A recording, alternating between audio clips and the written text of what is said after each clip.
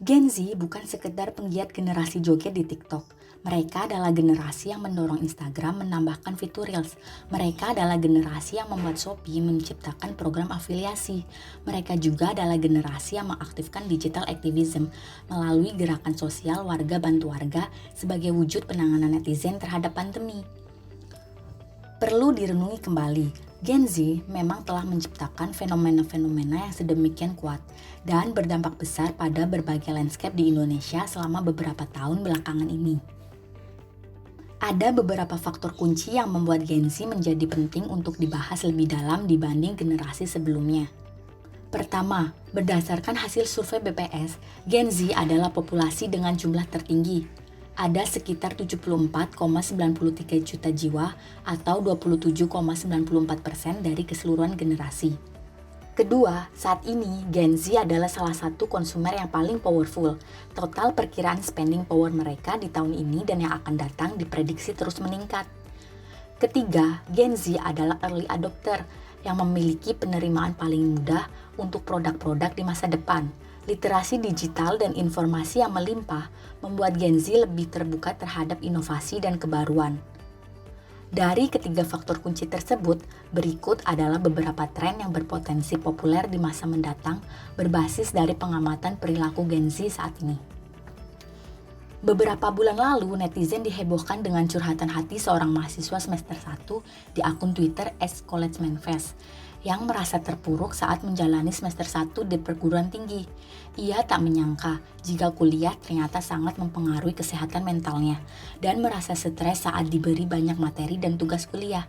Sehingga ia meminta izin untuk mengambil cuti selama 6 bulan untuk melakukan healing.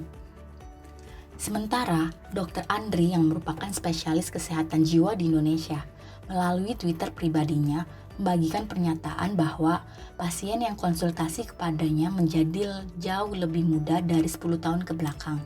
Beberapa di antaranya adalah Gen Z. Selanjutnya adalah masalah privasi. Gen Z dikenal dengan generasi yang lebih mampu menjaga privasi mereka dibanding generasi sebelumnya.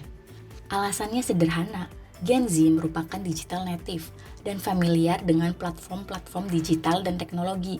Mereka dapat memilih dengan cermat terkait aktivitas keseharian mereka di sosial media. Terlihat dari akun-akun Instagram generasi Z yang kerap kali di private account atau memiliki second account. Second account ini sengaja dibuat untuk mengekspresikan diri mereka tanpa harus merasa insecure dan hanya ditunjukkan untuk teman-teman terdekatnya saja yang memiliki hubungan spesial yang lebih privasi. Sedangkan untuk penggunaan media sosial Gen Z lebih cenderung dijadikan sebagai media hiburan semata, terlihat dari tingginya pengguna TikTok. Data dari Forrester menemukan 62% responden Gen Z menggunakan TikTok setiap minggunya. Platform data analis statistika juga menemukan rata-rata pengguna TikTok berada di usia 13-24 tahun. Populernya TikTok di kalangan Gen Z tak lain karena 3 faktor, yaitu menghibur, video pendek yang lebih beragam, dan komunitas yang positif. Gen Z melihat TikTok lebih lucu dan positif dibandingkan platform media sosial lainnya. Sementara itu, berkaca dari fenomena Gozali Everyday yang sempat viral beberapa bulan lalu akibat dari ludesnya penjualan koleksi dirinya selama 5 tahun terakhir melalui NFT, menjadi titik awal boomingnya tren kripto, metaverse, dan NFT di kalangan generasi Z, yang juga mengukuhkan konsep ownership is king, di mana konsep ini memiliki daya dalam menentukan nilai dari produk kreasinya. Singkatnya, keunikan dan kreativitas menjadi poin penting dalam konsep ownership is king dan ini disukai oleh generasi Z. Kemudian selanjutnya beralih ke pembahasan terkait preferensi dan aspirasi politik Gen Z. Berbeda dengan generasi sebelumnya, Gen Z memiliki cara yang unik dan inovatif untuk menunjukkan suara mereka. Gen Z lebih berani speak up dan mampu membangun solidaritas bersama. Lihat saja beberapa aksi politik yang dilakukan Gen Z dalam beberapa tahun terakhir ini. Contohnya, demonstrasi besar-besaran mahasiswa dan siswa STM pada tahun 2019 lalu untuk menentang revisi UU KPK serta pengesahan sejumlah RUU bermasalah lainnya. Berbagai demonstrasi mereka lakukan, tidak hanya di jalanan, namun juga dengan menaikkan hashtag seperti diperkosa negara, kejayaan memanggil, reformasi di korupsi di sosial media yang sempat menjadi trending topik di Twitter.